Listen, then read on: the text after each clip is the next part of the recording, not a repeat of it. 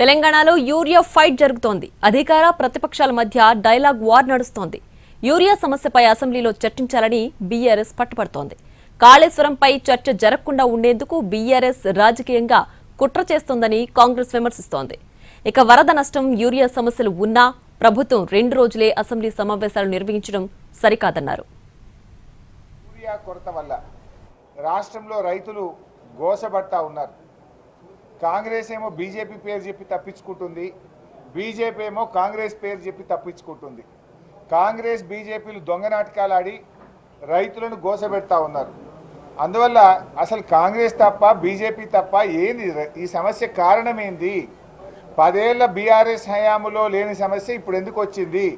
దానికి ఏదైనా పరిష్కారం చూపిద్దాము అనే అంశం మీద శాసనసభలో ఈ ఎరువుల కొరత మీద మాట్లాడాలని బీఆర్ఎస్ పార్టీ ప్రతిపాదించింది. కాళేశ్వరం రిపోర్టు చర్చకు వస్తుందని చెప్పి సభను బాయ్కాట్ చేసి గందరగోళ పరిస్థితులు సృష్టించాలని చెప్పి వాళ్ళు అనుకుంటా ఉన్నారు. ఖచ్చితంగా రేపు బీఆర్ఎస్ శాసనసభ్యులు రావాలని కోరుతా ఉన్నాం. సభలో పెట్టిన అంశాలపైన సమూలమైన సమగ్రమైన చర్చ కూడా ఉండాలని చెప్పి కోరుకుంటూ అందులో యూరియా సమస్యను కూడా మనం ఖచ్చితంగా చర్చిద్దాం. లైన్లలో నిలబడే అరాచక పరిస్థితి రాలేదు. మరి ఎందుకు ఈరోజు కాంగ్రెస్ ప్రభుత్వం రాగానే తిరిగి ఆనాటి రోజులు మళ్ళీ చెప్పులు లైన్లో పెట్టి, ఆధార్ కార్డులు లైన్లో పెట్టి, ఎరువుల కోసం లైన్లు కట్టి వర్షంలో పండుగ రోజు కూడా తడిసిపోయే పరిస్థితి ఎందుకు వచ్చింది? దీనికి కారణం ఎవరు? కాంగ్రెస్ ప్రభుత్వం చెప్పాలని చెప్పి మేము డిమాండ్ చేస్తున్నాం. తూతూ మంత్రంగా 4 రోజులు అసెంబ్లీ నడపడం కాదు, 15 రోజులు అసెంబ్లీ నడపాలే.